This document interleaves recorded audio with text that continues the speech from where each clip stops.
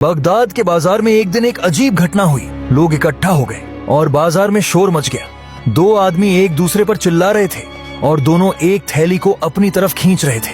थैली में सोने के सिक्के थे। पहला आदमी चिल्लाया, यह थैली मेरी है, मैंने इसे कल रात अपने घर में रखा था मगर आज सुबह गायब हो गई। दूसरा आदमी बोला, झूठ बोल रहा है, यह मेरी थैली है, मैंने कल अपनी मेहनत की कमाई से सोने की अशर्फियां जमा की थीं। बाजार में तमाशा लग गया। लोग चर्चा करने लगे मगर कोई भी असली मालिक का पता नहीं लगा सका। दोनों के बीच तकरार बढ़ती गई, यहां तक कि मामला काजी के दरबार तक पहुंच गया। दरबार में काजी दोनों को ध्यान से सुन रहा था।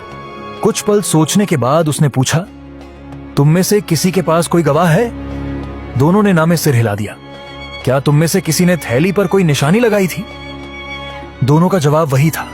काजी ने गहरी सांस ली और कुर्सी से टेक लगा ली। वह सोच में पड़ गया क्योंकि कोई गवाह नहीं था। अगर वह गलत फैसला कर देता तो एक बेगुनाह के साथ नाइंसाफी हो जाती। अचानक दरबार में खलीफा हारून रशीद की आवाज गूंजी, यह मामला बहलूल दाना के सुपुर्द करो, वही इसका सही फैसला करेंगे। सब लोग हैरान हुए मगर बहलूल दाना की समझदारी से सब वाकिफ थे। बहलूल दाना दरबार में आए, अपनी सादी सी चादर में लिपटे, हाथ में एक छड़ी लिए। उन्होंने दोनों आदमियों को गौर से देखा, फिर चुपचाप थैली उठाई और उसे तौलने लगे। कुछ पल बाद वह मुस्कुराए और बोले, मैं फैसला देने से पहले एक इम्तिहान रखना चाहता हूं। दोनों हैरानी से बोले, कैसा इम्तिहान? बहलूल ने खलीफा की तरफ देखा और कहा, महल के बाग में चलते हैं, वहां फैसला होगा। सब लोग हैरान हो गए, इसलिए पूरा दरबार उनके पीछे महल के बाग की तरफ चल पड़ा।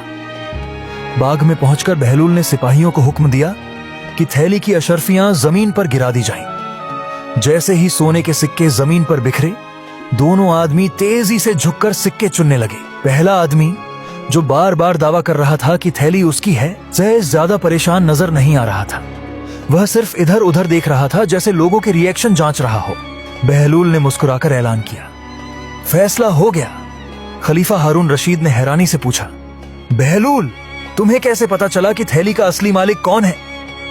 बहलूल ने हल्का सा कहा लगाया और कहा, अगर पहला आदमी वाकई थैली का मालिक होता तो वह ज्यादा परेशान नहीं होता, क्योंकि उसे यकीन होता कि उसके सिक्के कहीं नहीं जा रहे। मगर दूसरा आदमी सच बोल रहा था, इसलिए वह हर सिक्के को गिन रहा था, तसल्ली कर रहा था कि कहीं कोई सिक्का कम ना हो जाए। यह सुनते ही पहला आदमी घबरा गया, पसीने में भीग कर बोला, नहीं, यह गलत है, मैं भी गिन लेता अगर मुझे मौका मिलता।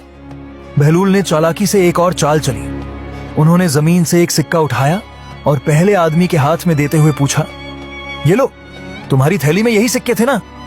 वह आदमी घबराकर बोला, हाँ, यही सिक्के थे। बहलूल ने कहा लगाया और ऐलान किया, यह झूठ बोल रहा है, क्योंकि मैंने यह सिक्का जमीन से नहीं उठाया बल्कि अपनी जेब से निकाला था। और फिर अचानक कहे गूंजने लगे। वह आदमी घुटनों के बल गिरकर बोला, हाँ, मैंने थैली चुराई थी, मैंने इसे रात को इस आदमी के घर से चुराया था। बहलूल ने खलीफा की तरफ देखा और कहा, यह चोर है और यह मजलूम।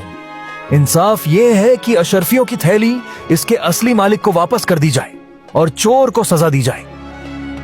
खलीफा ने फौरन सिपाहियों को हुक्म दिया कि चोर को कैद कर लिया जाए। लोग हैरान थे कि कैसे बहलूल ने बिना किसी गवाह के, बिना किसी सबूत के, सिर्फ दिमाग और नजर की मदद से इंसाफ किया था।